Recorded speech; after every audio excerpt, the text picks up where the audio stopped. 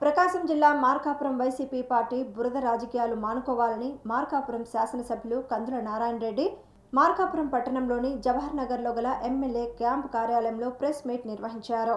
ఈ సందర్భంగా ఆయన మాట్లాడుతూ వైసీపీ నాయకులు ఇప్పటికైనా ప్రభుత్వంపై బురద చల్లటం మానుకోవాలని, 2 నెలల క్రితమే ఇదే వైసీపీ నాయకులు తల్లికి వందనం పథకం అమలు చేయలేదని నానా యాగి చేశారని, రాష్ట్ర ప్రభుత్వం అప్పులు ఊబిలో ఉన్నా కూడా తన అపార అనుభవంతో రాష్ట్ర ముఖ్యమంత్రి చంద్రబాబు నాయుడు తెలుగుదేశం ప్రభుత్వం ఎంతమంది విద్యార్థులు ఉంటే అంతమందికి తల్లికి వందనం పథకం అమలు చేశారని అన్నారు. అనంతరం అన్నదాత సుఖీభావ పథకం అమలు చేయలేదని బురద జల్లిన ప్రయత్నం చేశారని, అన్నదాత సుఖీభావ పథకం కూడా అమలైందని అన్నారు.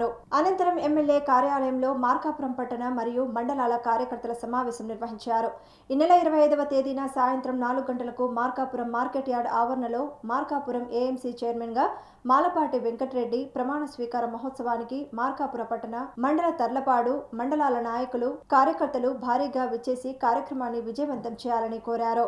ముఖ్యమంత్రి చంద్రబాబు నాయుడు గారు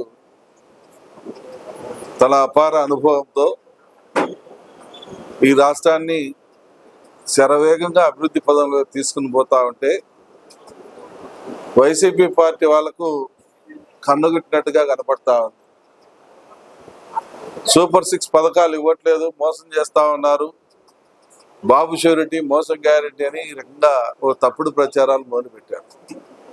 ఎప్పుడైతే మా ముఖ్యమంత్రి గారు ఈ 2 నెలల కాలంలోనే అతి ముఖ్యమైనటువంటి సూపర్ 6 పథకాల్ని ప్రజలకు చేర్చారో, ప్రజలకు అందించారో ఇక తట్టుకోలేకపోతా ఉన్నాం.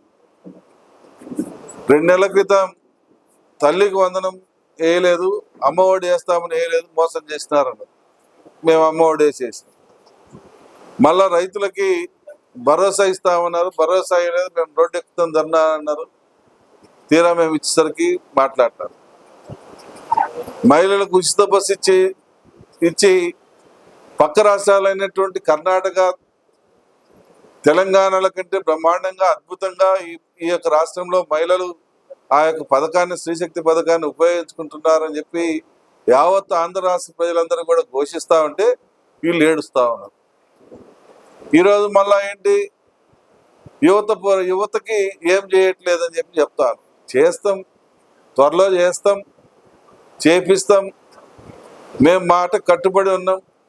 మా ముఖ్యమంత్రి ఏదైతే చెప్పాడో ఆ చెప్పిన దానికి అనుగుణంగా పనిచేసుకుంటూ పోతా ఉన్నాడు. 75 సంవత్సరాల వయసులో గంట కూడా నిద్రపోకుండా తిరిగి రాష్ట్ర ప్రజల కోసం కష్టపడి పనిచేస్తా ఉన్నాం. మీరు ఏ రోజున ఈ రకంగా తిరిగిందా? ఏ రోజున రాష్ట్రంలో మీరు ప్రజా సమస్యల మీద స్పందించిండ్రా? మీరు వస్తేనేమో పరదాలు కట్టుకొని వస్తారు, పరదాలు కట్టుకొని పోతారు. మా నాయకుడు వస్తే ప్రజల్లోకి వస్తున్నాడు. ఒక్కొక్క వర్గానికి, ఒక్కొక్క సామాజిక వర్గానికి సంబంధించినటువంటి ఇష్యూస్ని ఆయన అవగాహన చేసుకుంటూ న్యాయం ఏ రకంగా చేయాలని చెప్పుకుంటూ ఆయన పోతా ఉన్నాడు. మరి మీకు మాకు పోలిక ఏంటి అనేది ప్రజలు గమనించారు. ప్రజలు ఆల్రెడీ గమనించి ఈ సూపర్ 6 పథకాలు బ్రహ్మాండంగా ఉన్నాయి, సూపర్ హిట్ అని చెప్పి వాళ్ళు చెప్తా ఉంటే మీరు ఎందుకు ఒప్పుకోలేకపోతున్నారు, ఎందుకు ఓర్చుకోలేకపోతున్నారు, ఎందుకు దాన్ని జీర్ణించుకోలేకపోతున్నారో మాకైతే అర్థం కావట్లేదు. ఈరోజు ఏమంటారు, మళ్ళా అమరావతిలో పడవలు పోయినాయంట. ఏడరా పడవలు పోయింది? మీ జగన్ ఇంట్లో పడవలు ఉన్నాయి, చూపించండి. మీ జగన్ ఇంట్లో పడవలు ఉంటే కదా మా ఇంట్లో కూడా ఉన్నట్టే. మీ ముఖ్యమంత్రి కూడా, మీ మాజీ ముఖ్యమంత్రి కూడా అమరావతిలో కదా ఉంది. మా మీద తప్పుడు ప్రచారాలు చేస్తారా? అంటే అమరావతిని ఇప్పటికీ సంకరాకిచ్చింది కాక, మీరు 3 రాజధానులను పెట్టి రాష్ట్రాన్ని సంకరాకిచ్చింది కాక, ఈ రాష్ట్ర ప్రజల నోట్లో మట్టి కొట్టింది కాక, మళ్ళా ఈరోజు 3 రాజధానుల గురించి మళ్ళా ఎత్తేదానికి అమరావతి పడవలు పట్టుకుని పోతున్నాను ఒకడంటే, ఒకడు పులస చేపలు తింటాను పోతున్నాను ఒకడంటే, ఏంటే మరి అంత జోక్ ఉందా మీకు? ఇన్ని వేల కోట్ల రూపాయలు మీ చరిత్రలో ఎప్పుడైనా ఖర్చు పెట్టారా ఒక పట్టణం కోసం?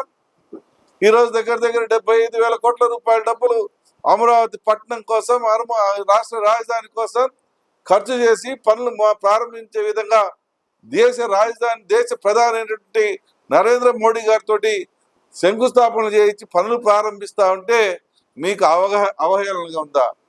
ఏ రకంగా మాట్లాడుతూ ఉన్నారు మీరు? ఇప్పటికైనా